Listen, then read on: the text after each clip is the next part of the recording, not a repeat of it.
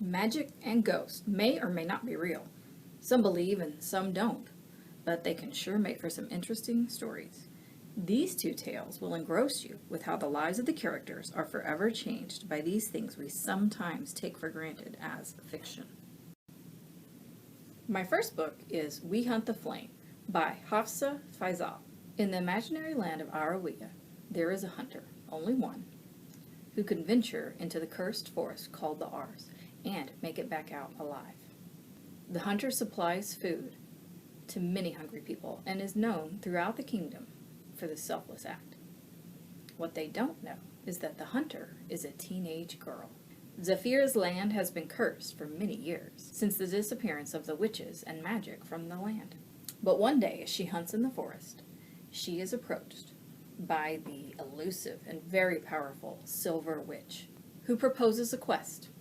She wants to send her to the island of Shar, where she will retrieve a lost artifact that can restore magic back to the land.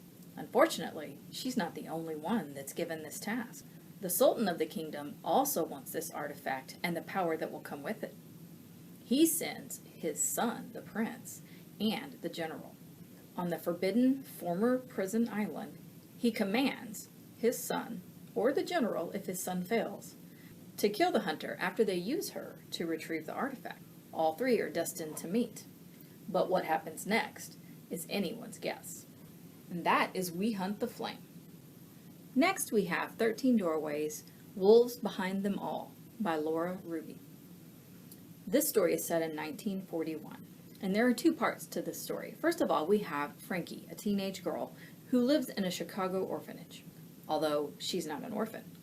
Her father remarried after the death of her mother, and because they're poor and the new mother didn't want all those children, Frankie, her sister, and her younger brother were all sent to the orphanage. But the father still comes to visit them on Sundays. It's always a celebration when he comes. He brings meatball sandwiches that makes the girls the envy of everyone in the orphanage. One day when her father comes, he brings train tickets. But not for her, or her sister. He's leaving, he's going out west with his new family, and he is going to take her younger brother. Girls are not so helpful on a farm. Now, Frankie is truly abandoned, and she has to figure out how is she going to forge a future with what little she has in front of her. Weaving in and out of Frankie's tale is the story of Pearl, a young woman who is actually a ghost. She haunts the orphanage in other parts of Chicago. She likes to look in on Frankie and follows her around, but she's always drawn back to a house and the young couple that lives inside it for some mysterious reason. Another ghost teaches Pearl how she can manifest herself so that she can touch people or things. Using this power, slowly her memories come back to her of her life, and she begins to question how it was that she died.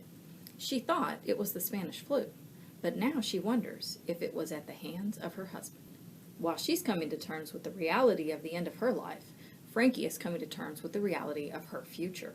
Here at the beginning of the war, on the heels of the Depression, there's not a lot of opportunities out there for women. Pearl hopes Frankie will realize the lesson that she learned too late in life, that when you're a woman, sometimes there is a wolf behind every door. 13 Doorways, Wolves Behind Them All.